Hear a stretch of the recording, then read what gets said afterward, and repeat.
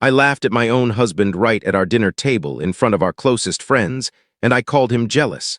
And I actually thought I had won that moment. If you've ever said something just to prove a point, just to appear strong, or just to avoid admitting you were wrong, then keep listening. Because what happened next changed my marriage with just one single sentence. It was meant to be a perfect evening. The table was beautifully set, candles were glowing, and soft music was playing gently in the background. I had invited a few close friends over, including my best friend Ryan. Yes, Ryan, my best friend, the one my husband had never truly felt comfortable with. Ryan and I had known each other for 12 years. Long before I met my husband, before our wedding, before everything else. He was the one who helped me shift into new apartments, the one who stayed with me when my father was ill, the one who answered my late-night calls when I felt lost in life. To me, he was like family. To my husband, he was always a question mark. At the beginning, my husband really tried. He genuinely did. He would smile when Ryan was around, shake his hand, and ask about his job. But I could sometimes notice it, that slight tension in his jaw, that quiet expression. The way he would become unusually silent whenever Ryan and I started laughing about our old memories. But I convinced myself it was his problem, not mine. Don't be insecure, I would tell him. And that night at dinner, I decided to say it publicly. We were all seated, eating and chatting, when Ryan shared a story about a road trip we had taken years earlier. We both laughed. I gave him a playful nudge. My husband didn't laugh, he simply took a slow sip of water. Ryan teased him lightly. Careful, man, I've known her longer than you have. It was meant as a joke. Everyone laughed except my husband, and that's when I did it. I rolled my eyes and said loudly, "Oh my God, don't tell me you're jealous again." I even laughed as I said it. Jealous of Ryan. Come on, he's just my best friend. You're being too dramatic. There was a brief silence, one of those silences that feels uncomfortably long. My husband set his fork down, not slammed, not in anger. Just placed it down carefully. He looked at me. And the look on his face wasn't anger. It was pain, deep, quiet pain, but I didn't notice it then. I was too busy trying to stay in control. He cleared his throat and said calmly, "I'm not jealous of him." I smirked. "Oh, really? Because you sure look jealous." He nodded once. Then he said something I will never forget. "I'm not jealous of him. I'm grieving the way you protect him, but never me." The room fell completely silent. I felt my smile fade away. "What does that even mean?" I asked, still trying to laugh, still trying to keep hold of the situation. He didn't raise his voice. He didn't attack. He simply continued speaking. "It means whenever I tell you I'm uncomfortable, you call me insecure. But if Ryan ever feels uneasy about anything, you defend him right away." I opened my mouth to interrupt, but he went on. "It means you tell everyone I'm jealous, but you've never once asked why I feel this way." Ryan shifted uncomfortably in his chair. I suddenly became very aware of the candlelight, the quiet, and the growing tension. My husband continued, "I don't want to compete with him." I never did. I just wanted to feel like your husband, not like the third person at my own dinner table. That struck me deeply.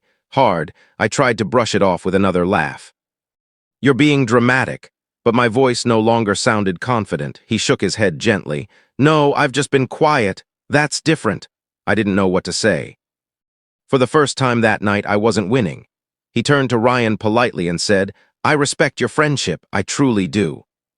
But when my wife shares things with you that she doesn't even share with me, when she calls you first before calling me, when she dismisses my feelings to protect yours, that's not about jealousy." He looked back at me. "That's about boundaries." Boundaries. The word felt heavy. Ryan stood up awkwardly and said he needed some fresh air. One by one, our friends made excuses and left.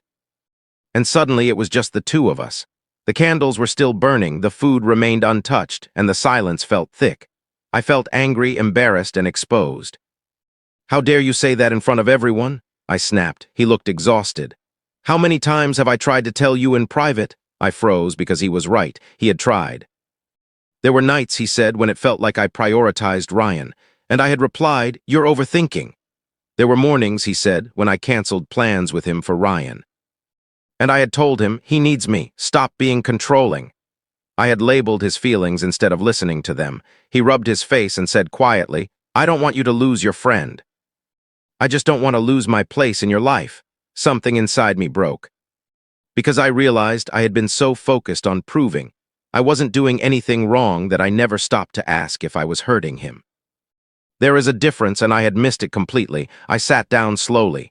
You really think I put him before you? He didn't hesitate. Yes. That single word felt heavier than everything else. He wasn't shouting, he wasn't accusing, he was simply certain. And certainty can be terrifying. I thought back the late-night calls with Ryan that I took outside, the inside jokes I never explained. The times I told my husband, you wouldn't understand. The way I defended Ryan instantly if anyone even suggested anything inappropriate. But when my husband felt uneasy, I called it jealousy. Why was I so quick to protect one and question the other? My husband spoke again, softer this time. When you mock me for being jealous, it doesn't make me feel secure. It makes me feel small. Small. That word shattered me. I had never wanted to make him feel small. I thought I was being modern, open-minded, and secure, but maybe I was just being defensive. I trust you, he said, but I need to feel respected too. Tears burned in my eyes. And I hated that it took public embarrassment for me to finally hear him. He stood up and started clearing the plates quietly, not in anger, just tired. And in that moment, I realized something that scared me more than jealousy ever could. He was pulling away. Not fighting, not arguing, just slowly pulling away. And that's when real panic hit me. Because anger can be fixed, but silence is dangerous. Wait, I whispered. He paused. I'm sorry. The words felt strange coming out of my mouth, heavy and real. He didn't respond immediately. So I continued.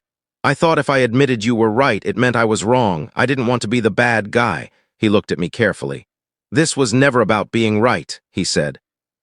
It was about feeling safe with each other. Safe. I realized he hadn't felt safe sharing his fears with me because I had turned them into jokes, into labels, into accusations of jealousy. I walked over and held his hand. I didn't see it, I admitted, but I see it now, and I truly meant it. That night we talked for hours, no yelling, no sarcasm, just raw honesty. He told me how it felt when I compared them, how it hurt when I shared our private arguments with Ryan instead of solving them at home. How every time I rolled my eyes and called him jealous, it chipped away at his confidence. And I listened, really listened. For the first time, I also told him I never meant to disrespect him. That Ryan was truly just a friend, that I had been afraid of losing a long-standing bond. But somewhere along the way, I had confused loyalty with a lack of boundaries. There is a difference. Friendship is beautiful, but marriage needs protection. And that night I realized I had been protecting the wrong thing. The next morning I called Ryan, not in a dramatic way, not emotionally. Just calmly, I told him I needed to reset some boundaries, fewer late-night calls, no more discussing our personal marital matters, more respect for my husband's space. Ryan stayed quiet for a moment. Then he said, I was wondering when you would realize that. That surprised me. He admitted he sometimes felt awkward too, that he never wanted to come between us. That maybe I had been holding on to the past a little too tightly. When I hung up, I felt lighter, not because I had lost a friend, but because I finally understood my husband wasn't my enemy. He was simply asking to be prioritized. There is a difference between jealousy and feeling replaced, and I had blurred that line.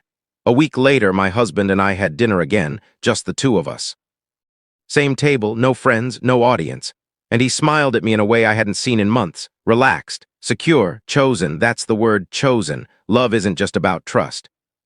It's about making the other person feel chosen, especially when other people exist in your world. I thought mocking him made me look confident. But real confidence is being able to say, your feelings matter. If I could go back to that dinner table, I wouldn't laugh. I would ask, help me understand. Because sometimes the person we accuse of being jealous is actually just asking not to be forgotten. So if you're listening right now and you've ever brushed off someone's feelings as insecurity, pause for a moment. Ask yourself one question, are they jealous, or are they just scared of losing you? That one question might save your relationship. It almost cost me mine. And trust me, you don't want to wait for the silence to grow before you finally hear the truth.